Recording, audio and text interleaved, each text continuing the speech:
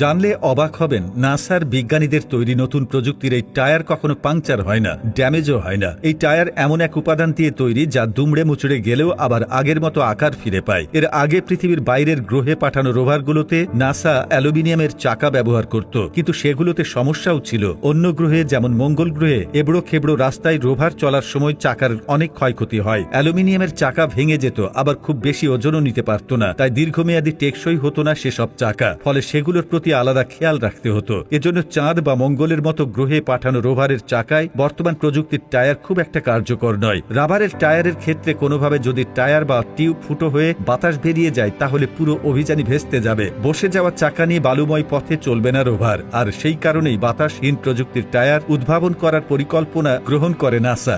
ভিন্ন গ্রহে গ্যাস ভর্তি রাবার টায়ার ব্যবহার করা যেহেতু সময় সাপেক্ষ, তাই টায়ারবিহীন ধাতব চাকা ব্যবহার করতে শুরু করে তারা। চাকাগুলো এমন যে এর নিচে স্টিলের স্প্রিং থাকে এবং উপরে ধাতব পাত দিয়ে চাকার আকৃতি দেওয়া হয়, ফলে এই টায়ারের পাংচার হওয়ার অসুবিধা থাকে না। তবে ধাতব এই চাকা পাথুরে পথে চলতে গিয়ে সময়ের পরিক্রমায় ক্রমশ বেঁকে যেতে থাকে। স্প্রিংগুলো আর আগের অবস্থায় ফিরে আসে না। এই সমস্যা দূর করতে নাসা তাদের নতুন চাকায় স্টিলের বদলে নিকেল টাইটানিয়াম অ্যালয় ব্যবহার করতে শুরু করেছে, যাকে শেপ মেমোরি অ্যালয়ও বলা হয়। এই উপাদানটি বেঁকে গেলেও আবার আগের অবস্থায় নিজে নিজে ফিরে আসতে পারে, অর্থাৎ এই উপাদানে তৈরি চাকাগুলোকে শুরুতে যা আকার দেওয়া হবে বেঁকে গেলেও চাকাটি পুনরায় আগের মতো হয়ে যাবে। নাসা নতুন এই ধরনের চাকা তৈরির পর সেগুলো পরিকল্পনা মতো তাদের রোভারগুলোতে ব্যবহার করতে শুরু করে। পরবর্তীতে নাসা চিন্তা করে এ ধরনের টায়ার চাইলে পৃথিবীর যানবাহনগুলোতেও ব্যবহার করা যেতে পারে। তবে পৃথিবীতে সাধারণভাবে চালাতে গেলে রাবারের টায়ারে যে গ্রিপ পাওয়া যায়, নাসার সেই টায়ারে তেমন গ্রিপ পাওয়া যাবে না। সেক্ষেত্রে নাসার চাকার উপর জালের মতো ধাতব ফ্রেম লাগিয়ে দিলে সেটাতে গ্রিপও পাওয়া যাবে। আবার রাবারের টায়ারের মতো পাংচার হওয়ারও